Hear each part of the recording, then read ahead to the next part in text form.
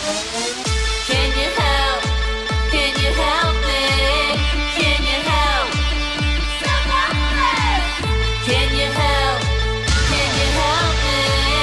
Can you help? Self-Helpless! Can you help? Can you help me? Can you help? Self-Helpless! Hey everybody, welcome back to another episode of Self-Helpless. I'm Kelsey Cook. I'm Delaney Fisher. And today we are covering a topic that was a Helpster's Choice topic. It's matrescence, and we have an incredible guest on to talk about it. We have on Dr. Sarah Oreck. She is an MD. She's a Columbia University trained psychiatrist focusing on women's mental wellness and has specialized training in reproductive psychiatry. She runs a private practice where she combines the most up-to-date medical treatments with talk therapy, meditation, and a whole body complementary approach.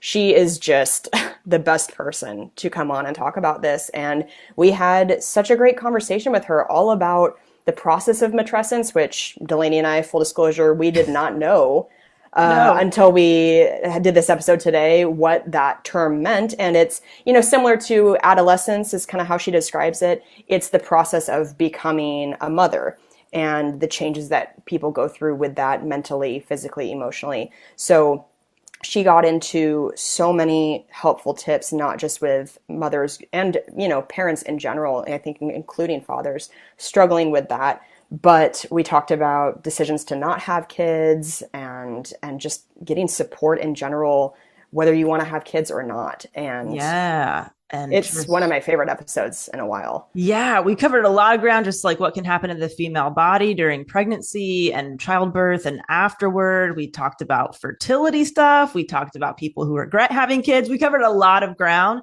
And Dr. Sarah also shared some really exciting news with us that a platform of hers just got funded called Mavita Health, I believe it's called. And it's going to be something that provides resources to people from like conception to postpartum and might have the availability to like apply insurance to it. So definitely go into Dr. Sarah's space and stay, up to date on any announcements about that, because that might be a really great new resource for people. We hope that you guys find it as helpful as we did. And this is coming out on April 24th, which means I'm going to be in Denver this weekend. I'm so excited. I will be back at Comedy Works, which is one of my favorite comedy clubs in the entire country. It's where I shot my special. And then after that, I'm going to be in Uncasville and Salt Lake City in May. In June, I'll be in Las Vegas, Burbank. July, I'll be in Phoenix. And there are so many other tour dates coming up. So you can go to kelseycook.com and get tickets. And please go watch my special, The Hustler, on YouTube. Yes, I love it. Quickly before I plug my stuff is this episode was voted on by our Patreon community. So submitted by you, voted on by you. So if you want to vote on topics or submit topics that get covered on the podcast, you can head over to patreon.com/self-helpless. And I also have another podcast called the Minimalist Business Podcast that you can get for free at delaneyfisher.com. We talk about building your dream business, your dream career, living intentionally, all that good stuff. So if you are a creative, if you are a mental health or wellness professional, feel free to come on over. It's a private show, but it's completely free, and you can find it on my website. Yay. All right. We hope you guys enjoy this interview with Dr. Sarah Oreck, and we will talk to you after the interview.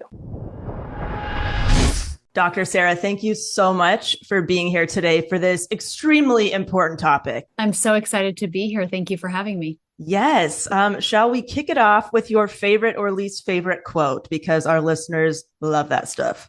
Sure. I'm like, I didn't know least favorite was an option. I think that list would be very long. So I'm going to start with one that I actually love, which is by Daniel Siegel.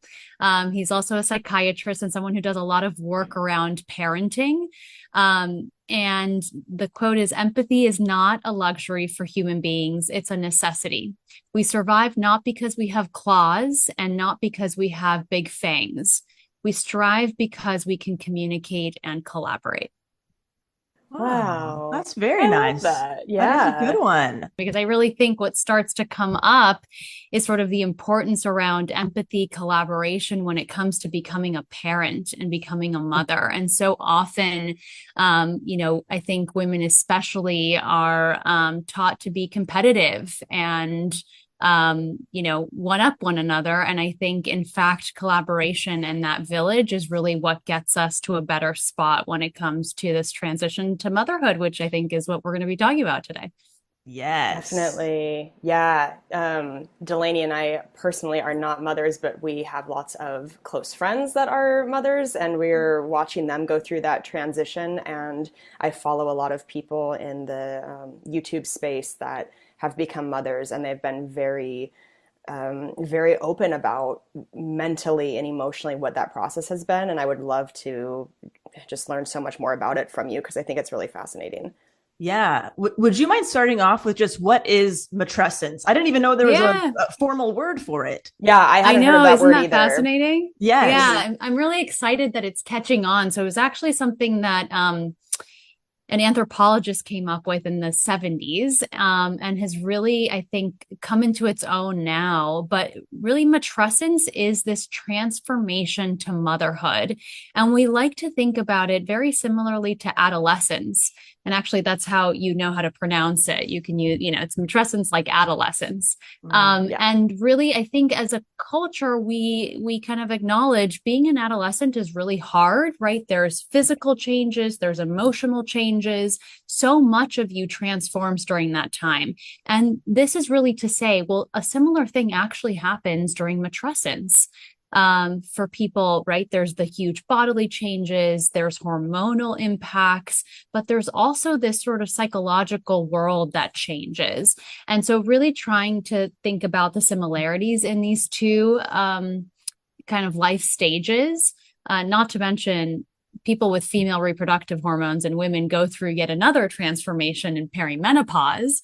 Maybe that's for another time. But matrescence is really exciting because I think people have acknowledged, well, of course, I have body changes. I've grown a baby. But I think what we don't acknowledge, or what we're starting to acknowledge, is that there's changes in our brain. There's changes in the way that we see the world and in how we are in the world. And that's what's really exciting. It also actually relates to this empathy quotation by Daniel Siegel, because in some ways our brains change during pregnancy, but also for those non-birthing parents, it changes as well when we have a new baby. And really, in order to grow empathy, to be able to understand the non-verbal cues our babies may give us. So there's so much there as well. Yeah.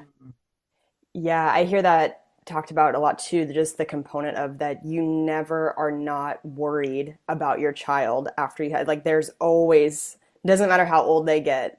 I feel like a lot Yes. of mothers talk about always being concerned about how their child is, no matter what age they are. And I can't imagine how hard that is. Yeah, and actually, that has to do with changes that happen during pregnancy and the postpartum, where we believe, especially for those who carry the baby, that there's an enlarging of the amygdala, which we kind of like to think about as the alarm system in our brain, very connected to trauma and all of that. But that's how we have moms that like wake up or sort of think they hear their baby crying, even if they don't, the phantom cries that happen in the Oh, shower, because the brain is so sort of attuned to like, is baby crying? Right. I got to be ready for them. And where, maybe in your 20s or before you had children, you wouldn't wake up if you heard anything at night. Now your Yeah. brain is sort of almost hyper vigilant in the way that, sometimes trauma impacts people to sort of be on high alert. And so certainly people describe having this baby feels like you're thinking about, right? You're thinking about yourself now, but your brain is almost divided with, your child or your children, to also think about them. Which, that gets complicated. And then people ask, well, what's mommy brain? And why do I sometimes forget like some details that maybe don't even matter, the name of that actor in that movie or the name of the restaurant? And it's because your brain is really making space for other activities, including this growth of empathy or this amygdala change. So that's really exciting that we're starting to learn about those changes that happen, and they happen to fathers, they happen to people that adopt children. So it's more universal than we actually initially thought. Oh, wow. I always thought mom brain was just like intense sleep deprivation. So I can just that too. I mean, good point, right? Like, intense sleep deprivation makes us all loopy and forgetful, but certainly there's other biological changes that also contribute to this mommy brain phenomenon. Fascinating. I am very shocked. A lot of my close friends have become parents the last couple of years. I'm so shocked by how wildly different all of their pregnancy stories, birthing stories, months or years after having the child are. The craziest details that I didn't even know could happen to a female's body. What are the things that people come to you with the most often that say, like, I didn't even know this could happen to my body or to me? Could you just give us some, I don't know, some nuggets of all those things that people can be mindful of? Yeah, I think there's a lot of fantasy around what it's like to carry, or to have the perfect pregnancy and then to have that perfect delivery and what that would be like. And you have the doula and, these little electronic candles, because you're not allowed to have real candles in most sort of hospital or birthing centers. Right. And the soft lighting and the music. And I think people imagine that it's going to be hard, but I think often what they don't plan on is for complications. And what I often see is people who had maybe some rigid ideas of what they wanted for delivery really struggle when they have an emergency C-section or a significant, maybe a preterm labor, like really complicated stuff that ends up being very different from what they had imagined.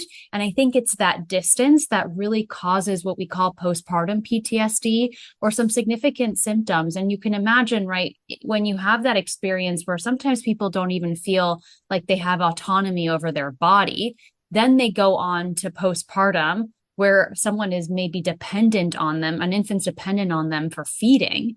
It can be really disorienting. And so what I try to sort of come back to is that we don't need to be pessimistic about your outcome or what kind of birth you are, but let's be a little bit more realistic about the range and variety of experiences people have.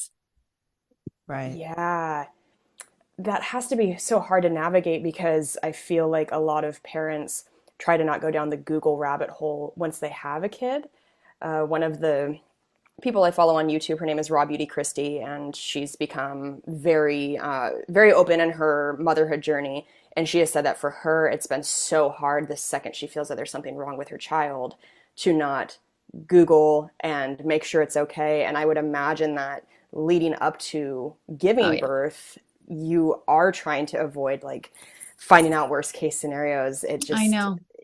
That's got to be hard. And it's a weird balance, right? Between being open to the possibility that everything is going to be great, but not sort of attached to only that outcome. And people can have safe, emergency cesarean sections, but it's the attachment to like, well, then I'm not a good enough mother, or it was the easy way out, or I didn't experience a vaginal delivery, so I'm not, X, Y, or Z. But certainly I think it's sort of the double-edged sword, right? It's so exciting to have so much information at our fingertips. But I think with people who have just even a little bit of an anxiety or baseline of anxiety, it can really like turn up the volume in terms of worries and concerns and conjectures. And so it's a fine balance of like, if you can edit what you see and not sort of go down the rabbit hole of diagnoses, but it's a really hard balance. And I think that's where it's important to check in with yourself and your support systems to see if the worries are kind of getting a little overwhelming or a little bit out of your control, right? Where it's like, can you distract yourself and move on to a different topic? Or are you not working all day because you're just Googling all these terrible things that can happen? Right. Yes. So with online communities like Facebook group, I regret having children, or the Reddit forum, like regretful parents that have like hundreds of Yes. thousands, right? Like, what do you tell somebody who comes to you and they really regret having a kid and they're Yeah. really conflicted with that? Yeah, it's like on one hand, I'm kind of excited that these communities exist because, and only because I think they're tapping into the ambivalence that many of us feel and most people feel. I think what becomes confusing is sort of this black and white, Yeah. right? They're Yeah. they're regretting children, but they have them. Right. Right. And so I don't think these people are planning on adopt like, giving these children up for adoption or anything like that. So I think what it's tapping into, which is exciting, is like, no, we all have ambivalence around it. Like, Right. I know sometimes I'm like, wait, my weekends are taking care of toddlers. I don't get to like sleep in anymore. I don't get to do anything else. Like, sure, there are Yeah. moments where like, gee, it'd be really nice if I could just like hop on a plane and go anywhere in the world. But like, that's not something I can do at this point in my life. And so I certainly think what's exciting about that is that it's tapping into and also giving permission to people to say, right, I have ambivalence around this, or there are parts of my like past life that I really miss, right? That spontaneity, that sort of possibility of like, you could do anything this week from Mhm. anywhere, right? May be Yeah. gone. But I think, I've heard some criticism around these communities, and I think it's important to think about that again. It's okay to have shared ambivalence. And I don't think it's black and white. I don't think there's a group of people that love having children and then a group of people that sort of don't want their children or feel like they made a mistake or an error, regret it. Yeah. The regret is more nuanced, right? Even the name Yeah. is a little confusing. I found them incredibly helpful when I was making my decision about whether to have kids or not, just because I was able to read personal stories from people who sounded like me, like my personality or my lifestyle that I enjoy. And I found them immensely helpful. So I think it just Great. takes a lot of courage for people to admit that they're struggling with that, you know? Yeah, Yeah. absolutely. Absolutely. But it's also a bias because again, they have children. And so that is something to think about. It's also interesting to actually talk to people who've made the decision to not be parents and then what it's like when they're like older or what their lives were like. And Yeah. certainly in this economy, right, a double income with no kids is a nice lifestyle for sure. Yeah, Kelsey and I are both dinks If you at have the a partner, moment. yeah, I think good for you. I was one for a while, and it was really nice. It's not a bad life for sure. Yeah, I completely agree with what you're saying that those groups are so helpful and it's almost like the way that they're, I don't know if I want to say branded, but that the term of regret can come off so negative and black and white. I think of it more as like a collective mourning of your previous life, like you were saying. Yes, It's and more making just it like, okay. yeah, like Yes. it's of course it's okay to mourn a life that you used to have and also to celebrate the great things of this new life. But I mean, I just think that's so healthy and normal, and yet there's some stigma around parents that you're supposed to not feel that way, or that you're Yes. like a Yes. cold parent or an unloving parent if you feel that way. And I think you're right that that black and white thinking is not helpful for it. But how do you feel like breastfeeding and the debates around that is one of the biggest things that you deal with in your work, of women feeling guilty if they are not breastfeeding or pressure to breastfeed for a certain amount of time? That just seems like something that I've heard talked about a lot Oh, on the for YouTube videos I sure. watched. So, yeah, let's go to that. But I actually want to mention that I'm also really excited about the discourse of making the decision of whether to have kids or not.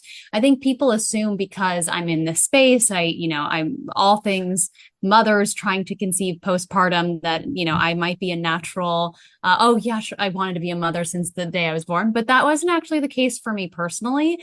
And I'm really excited by people who are making these very conscious decisions about not having kids and also really want to validate that, because I think often people assume it's a default choice or it's because of some infertility issue or a struggle. And it's really exciting to hear more of this as a choice, similarly of like having one child versus several children, or the two children that everyone expects, American families to have. And so I'm really excited about all of that discourse. And I think that's to say, I'm hopeful about the discourse around breastfeeding and how we can also have autonomy over how we feed our children. But certainly, I think the pendulum has swung in the direction of an obsession with breastfeeding. This is for a variety of different reasons, but what it often does is put an immense amount of pressure on families when it might not be possible, right? You might be on a medication that's contraindicated, or you might just not produce that much breast milk than what your baby needs. And so I'm really excited about the discourse around feeding, and whether it's just, for some people who've had, for example, sexual trauma, breastfeeding doesn't feel great. It might be triggering, right? There might be something there. There's also something called dysphoric milk ejection reflex, which is a really interesting phenomenon called DMER, dysphoric milk ejection reflex. And it actually is an experience that people have that when the letdown of the milk happens, they get really dysphoric or depressed for the moment. And it can be really jarring. Whoa. So they might not have any done breastfeeding. Yes, no, when they're starting breastfeeding. So when that breast milk is coming down, or even sometimes when baby is latched, it can be a really disoriented, scary, right, intrusive thoughts that they've never had before. And so I think it's important to highlight that everyone's experience is different. For some, it's like, oh, it's the most beautiful bonding they've ever had with their child. That's great. But it's not the case for everyone else. And so I think, again, giving back the autonomy to parents about what they do with their body and how they do it, I think is really important. Obviously, breastfeeding confers a lot of benefits in terms of immunity and all these other things. But I think in the end, we want parents and children that are healthy and fed, and it's not worth sort of some of the agony that I see some of my patients go through. Or on-demand breastfeeding, where you have to wake up every 2 hours. Like for someone who has any anxiety or mood issue, like that is a quick way to kind of accelerate that. And so certainly I'm hopeful that things get better around this discourse. Now, formula shortages don't help. Sort of like the worst thing that could ever happen. It's like these patients are like, I just weaned and then I'm on, and now all of the formula in the country is out of stock. Right. Or insanely expensive if you can't find it. Right. Or you're right. European formulas are very expensive and inaccessible to most.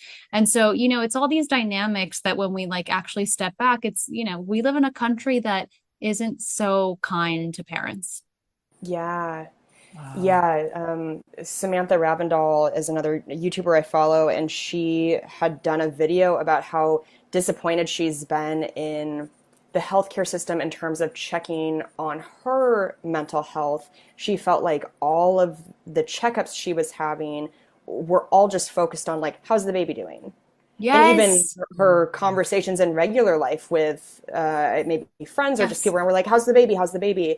And nobody was being like, how are you doing? How are you feeling? And I'm so glad you bring that up.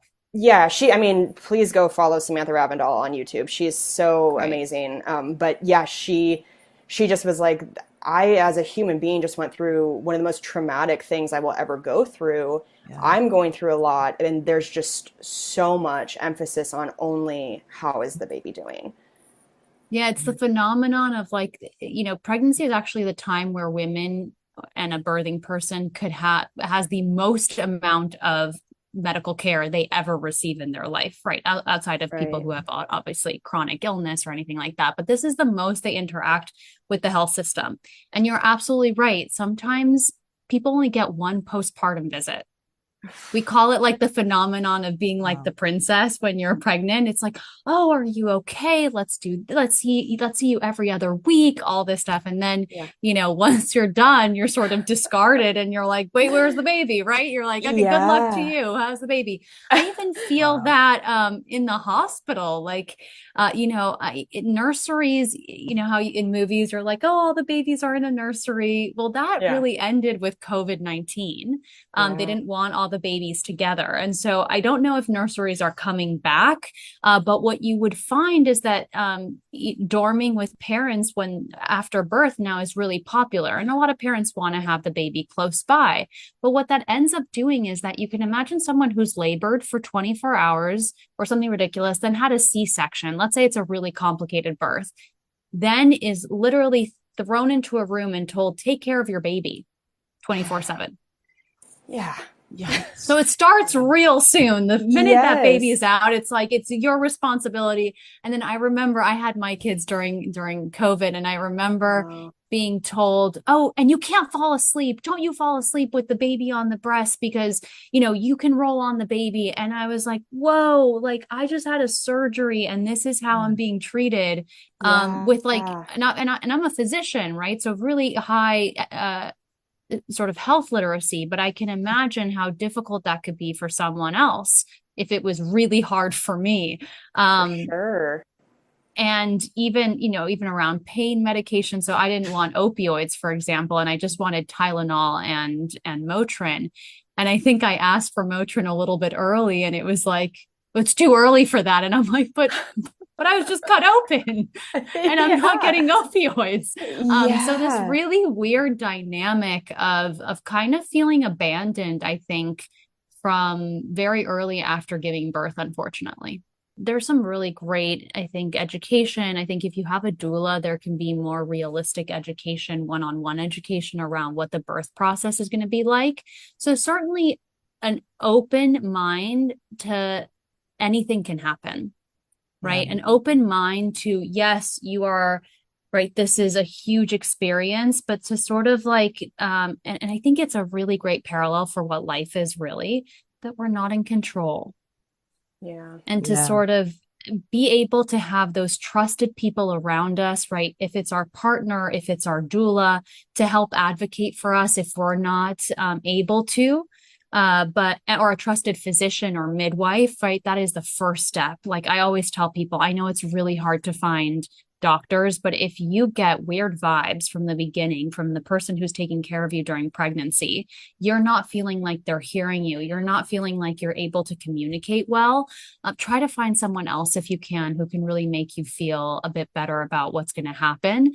And of course, I want to say that's not a choice, unfortunately, that many people have.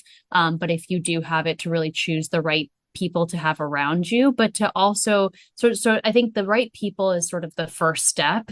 And then the next step is to sort of think about, I can do what I can. I can do my breath work if that's something that you're interested in. You can do some hypnobirthing if that's something you're interested in. And I really love these mindfulness approaches because I think they can be really helpful, especially in calming our nervous system down, because it can be, labor and delivery can be a very scary process.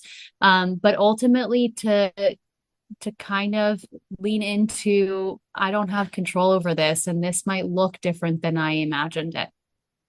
Yeah, that's great. That's a great advice. Just kind of managing your expectations about the entire thing. Do you ever recommend certain exercises to your clients who like need to mourn or grieve their old life, like we were talking about, or the life that they might not have because they now have kids? Or there are things that they can do to take time? Yeah, I think that can look in all sorts of different ways. I'm a huge proponent of therapy for everyone, but that I'm also biased. So I think that can come out in therapy. But if therapy isn't accessible to you, I think journaling can be fantastic. And I think there can also be a time to kind of get glimpses of what it's like to be spontaneous. So go out with your girlfriends, kind of like try to do little things where it feels like, oh, this is part of who I am or who I was. Those parts of us aren't completely lost. We're still there. But I think it's about trying to have circumstances where we get to sort of feel that. In terms of like self-care, I think self-care has become like more of a chore. So I think we like redefining self-care is important, and it can look in all Yeah. sorts of ways, but it doesn't have to be like an expensive spa trip or getting your nails done, right? It can just be if you're losing your temper, if you're not sort of showing up in the way that you want to show up, do you have supports around you that can say, okay, I got you. I got the baby. You go have a timeout. You do what you need to do to kind of recharge. And so a lot of what we're talking about is actually, can you build community around you that can really support you through this journey? Yeah. We're big fans on the show of self-care being also in those bite-size Yeah. steps. I agree that it can sometimes be almost more stressful to figure out how to take care of Like, oh, I yourself. need 20 minutes to meditate. I'm like, okay, that's gonna be hard. Right. Yeah, yeah, yeah.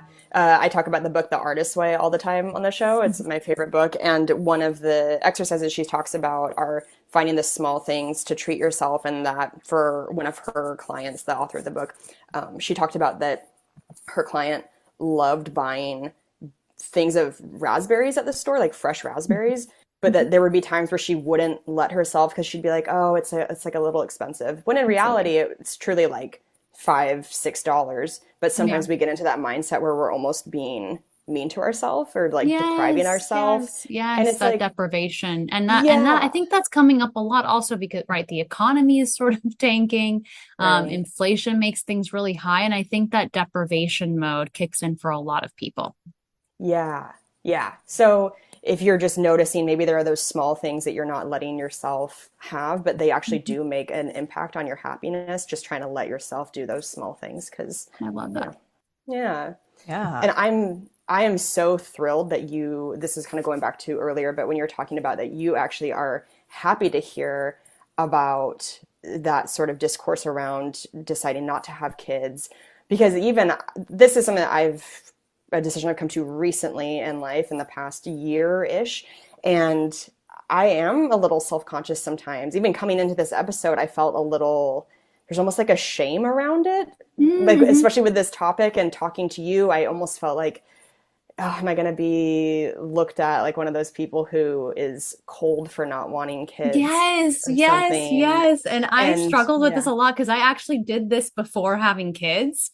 And uh-huh, I think people were like, oh, you must have kids or you must be really interested in having kids. And I was like, I'm actually not sure about that. But that doesn't mean that I yeah, can't help you Yeah. or can't empathize about what your situation right. is. So I've totally felt that both personally and professionally, which is interesting. But I do think that we need to have more of that sort of being proud or being or feeling confident in that decision that we're making, and that it's not a moral failing or anything else, that we simply just don't necessarily want to have this particular experience.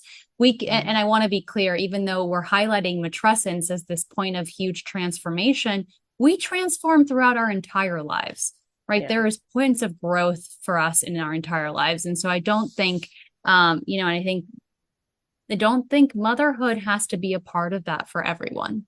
And we certainly should start to unlink, right, womanhood with motherhood. Such a powerful thing to say because that's been something that I've felt kind of emotional about even in the past couple months as it's come up for me. Like, God, I feel like I'm not, like, by the end of my life, I worry that I will look back and not feel like I lived out being a woman to the fullest, or that I'm not a real woman because I didn't have not only the motherhood experience, but I think that physical experience of giving birth is such a like a point of pride, and rightfully so. I look Mhm. at my friends who have given birth and I'm like, Jesus Christ, you're like a superhero to me. Yes, yes, yes. And so I think by choosing not to, there is shame around it. Mm. It's just a whole new world mentally I've stepped into lately where it's like, oh wow, I Yeah, but didn't I'm so expect all excited this. about talking about that. And I think Oh, good. being able to express that shame and kind of understanding where is that coming from. And I actually think it's probably right, these cultural factors or this narrative that we're so used to hearing. But I think it's important, right, even as someone with children or without children, to be able to kind of say, no, actually, this is an important conversation to have. And again, I think there are so many other aspects of being a woman that we also have to talk about that and figure that out, because I also think that that gets people who do have children, especially in heterosexual couples, in really difficult positions where the woman is sort of burdened with a lot of that invisible labor. Um, and there's a real struggle there, right? So many mothers have left the workforce because of right everything that's happened with childcare and COVID-19. And I think it's really important for us to kind of talk about the other side and the other options and making that a valid choice for other people. And again, not this default or like, oh, I don't really want to talk about this, or there's some shame around it. So I'm so excited to hear this and would love to talk more about that. Yeah, I Thank God. second. So I know I second all that. I've literally been told to my face that there might be something wrong with me or defective about me because I don't want kids, and that I should get my hormones checked because it's not normal, you know? And so like you think, wow, maybe is there something wrong? Is everybody feeling like they want kids and there's something wrong with me? But I just never had that yearning or desire. And coming to terms with that was very freeing. And I just think it's such a strange thing in our society that, you know, I'll get questions of like, why don't you want kids? Or you're going to regret that, or what, you know, why? But you can't ask somebody, well, why did you have kids? Why did you have kids? Why do you have them? What were your reasons? That's kind of seen as like, that's offensive. But it's not like offensive to ask somebody what's the deal with not having kids? What do you, is there anything that you can say about that? Well, the first thing is like, you know, I think we have to teach certain people, especially of a certain generation, boundaries. Right. I'm thinking I know the type of age range that's making those assumptions, not to be ageist. But I do think that there is, well, first of all, like, I think we all need to work on boundaries and what we ask people and don't ask people, and what feels right, respectful, and something that's honestly quite private, unless you want to start talking about it like we are in this situation. But I think in a similar way, like, I think it's time that we acknowledge having children leads to ambivalence, right? These regret Facebook groups. Also, not having children may lead to a similar ambivalence. Right. Right. Yeah. These are, and that's okay. But I think we have to start to really, and especially, I think there's shaming on both ends, of mothers to people who aren't mothers, and also vice versa. And I think it's time that we kind of talk about, well, how do we accept, right? Just like, we decided to stay in Los Angeles, right? Versus moving to a more reasonable cost of living city. And yet, like, I have ambivalence around that, and that's, and I'm staying here, but I have ambivalence around it. And similarly, I am totally, agree with Kelsey's decision. I don't know the reasons you moved to Minnesota, but like, there's a lot of great things about living there and doing that. And so, in the same way of like, we all make different sorts of choices, and it's important to respect them, and yes, have curiosity around them. But I think, I think we have to show more humility about, like, nothing's wrong with you. You don't need your hormones tested. Thank you. But instead, Sarah, just being curious of like, oh, well, tell me about that decision. I'm so used to people like just always wanting children. Like, tell me about why that's right for you, or what you're thinking about that. But in some ways, I think this is also gendered. I don't think men who make this similar decision are asked those questions. Amen. Yeah. Amen to that. Completely agree. Yes. Yeah, I feel like as I was getting close to that decision, I, for a really long time, kept thinking there was going to be some aha moment of that black and white feeling like we've been talking about with so many different aspects of this. But I thought it was going to be like I'd wake up and just know that I 100% all of the things were on the pro column, or the con column, I guess, of having kids. And I realized at one point that it's just, at least for me, that's never how I'm going to feel. I'm never going to feel like 100%. Most people don't. Yes, exactly. And that's what even I think. Even if they're pregnant, even during their pregnancies, they're like, I'm not sure. Yeah. Even once they have kids. Yes, and I think, like you said, you were talking about the ambivalence of people who choose not to have kids. And I think that's something I will have for the rest of my life. But I know for me that the reasons I didn't want kids outweighed the reasons to have them. And Absolutely. I think people who are struggling to make that decision, I don't know if other people feel that way, but at least I did. I had that idea in my head that you had to be 100% one way or another. And I wish more people talked about that. I don't think it's that common to feel 100% about either decision. Yeah, I think normalizing that is so important and starting to like discuss that a little bit more. But I also think, something that's really important to consider is that we can have that maternal spirit or sort of experience these things in all sorts of facets of life. We can be maternal in different ways without actually ever having to be a mother. That's like one point. And also, you know, I'm not saying we give birth to inanimate objects, but like we can right, create things. We can I love my phone a lot. I will say the relationship I have with my phone. I birthed my puppy. I birthed both my dogs. Yeah, exactly. But like I think about artists and like creating something new or doing something like in that, like we do generate sort of new things or give birth to things, writing, different creative endeavors, work. I think in a lot of ways being a physician for me, and maybe that's where my ambivalence was, where it's sort of like, oh, I was like, I'm satisfied with being maternal. I mean, like I do that every day with patients in some ways. I'm supportive of them. I have a holding space for them. And I think in some ways that might have been where I'm like, that itch seems scratched, right? Like, I don't know. Like, I think you can get that experience through all sorts of different sort of experiences in life of mothering. And so I also think that's an important point to kind of point out. I love that. I mean, it's funny for my job to be like, I gave birth to these dick jokes, but I do. But but you create. Yeah, but you're right. There's something that's so fulfilling for me about my job, and that you do have that freedom and you are creating something that is yours. I have never thought of it as a maternal thing, but you're right. I think there must be some aspect of it there. And you do stand up, right? Mm-hmm, yeah. I mean, that's right. Like that is delivering so much of yourself. That's vulnerability, right? Those are in some ways a parallel experience to kind of the birthing experience, right? I can't imagine creating this stuff and then presenting it to people on a stage. Yeah, it's a very interesting life to live, but I really do love it so much. Yes.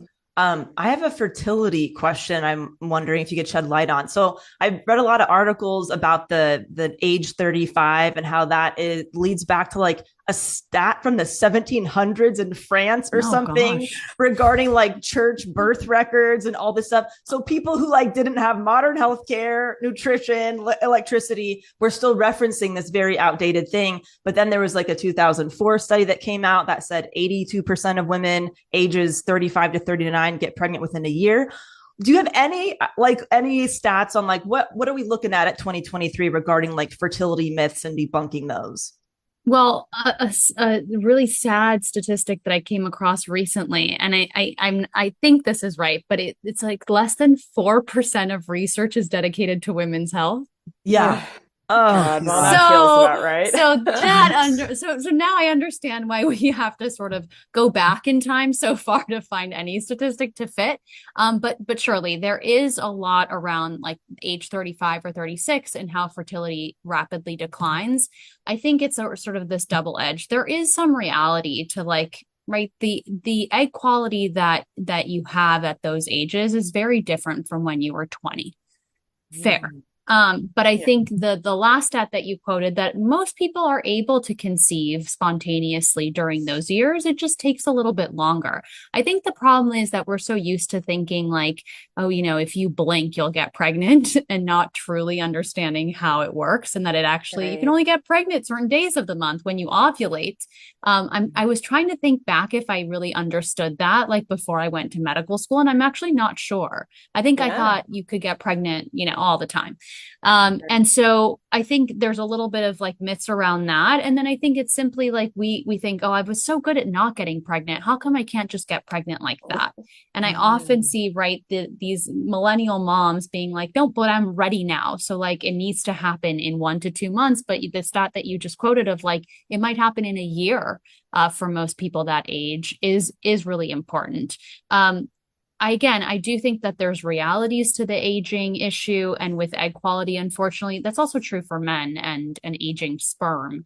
And now we're having a decline in quality of sperm and all sorts of issues, which we think might be from environmental toxins, but also an increased use in cannabis.